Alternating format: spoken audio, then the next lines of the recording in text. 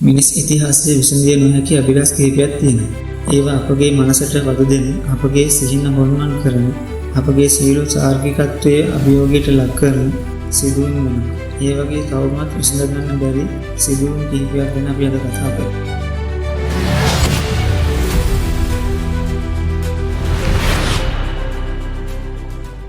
අදටත් විසඳිය නොහැකි අභිරහස් අතර ඇතැම් සිදුවීම් වලට අපගේ හදවත් කම්පා කරවන්න පුළුවන්. ඒ අතුරුදහන්වීම මුළු පවුලකටම එකවර සිදුවුණු කොහොම වේද? මෙය එවැනිම කතාවක්. කැනඩාව ඉතිහාසයේම වඩාත්ම අමුතු දුක්දන අතුරුදහන්වීමක් ජැක් පවුලේ අභිරහස.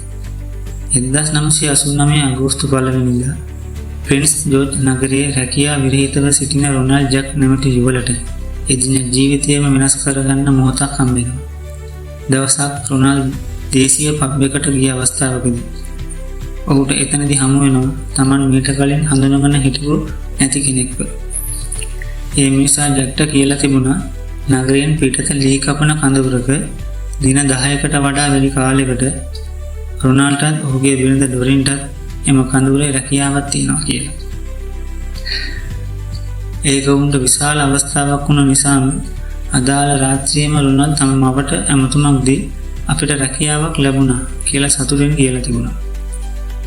පස්සේ අගෝස්තු 2 වෙනිදා පාන්දර 1:21ට රොනාල්ඩ් ඩොරින් සහ ඔවුන්ගේ පුතුන් දෙදෙනා අඳුරු පැහැති පිකප් රථයකට නැගලා නිවසෙන් පිටත් වේ යනවා.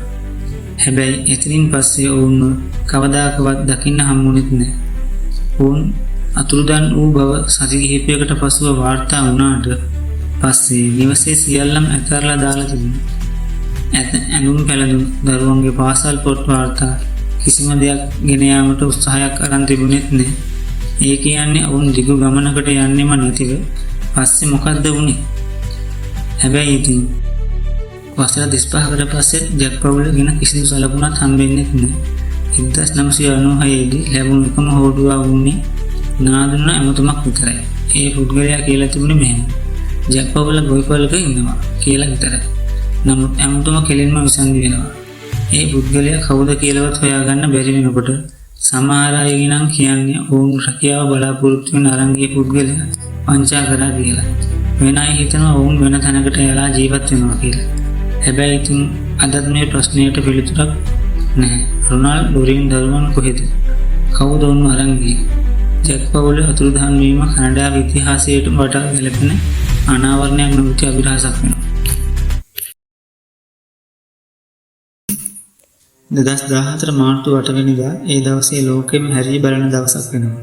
මැලේසියන් ගුවන් සේවයේ MH370 ගුවන් ගමනක් කුවාලාලම්පූර් සිට බීජිං බලා ගිය කිසි දිනකත් ගමනාන්තයට නම් ආවේ නැහැ.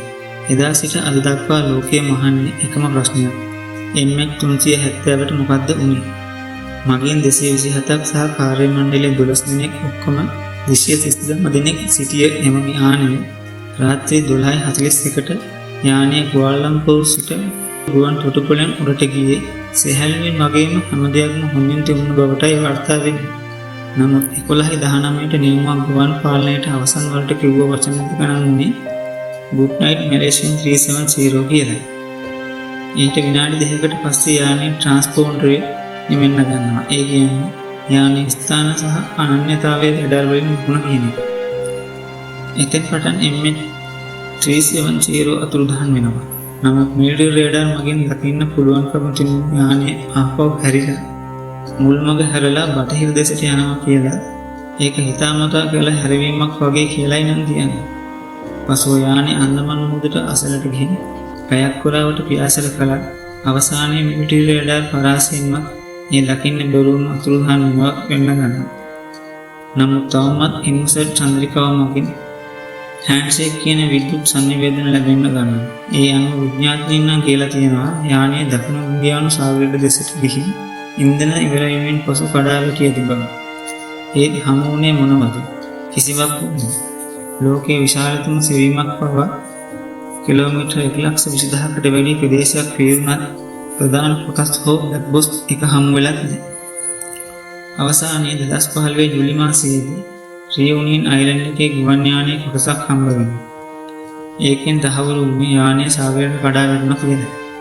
නමුත් ඒ කොහෙද? ඇයි කොහොමද කියන ප්‍රශ්නවලට අදටත් පිළිතුරක් නෑ. වසර ගණනාවකට පස්සේ M370 ගැන තවමත් කතා බහට ලක් වෙනවා. කිසිම කෙනෙකුට නිශ්චිත පිළිතුරක් තවමත් නම් හම්බෙලා නෑ. ඒ ගුවන් යානයේ මගීන්ගේ සහ කාර්ය මණ්ඩලයේ පවුල්වලට අදටත් අවසන් පිළිතුරක් ලැබිලත් නෑ. M370 ඒ ගුවන් සේවා ඉතිහාසයේ අඳුරුම අභිලාෂයක්. තවදුරටත් ලෝකයේම ඒ ගැන අහනවා.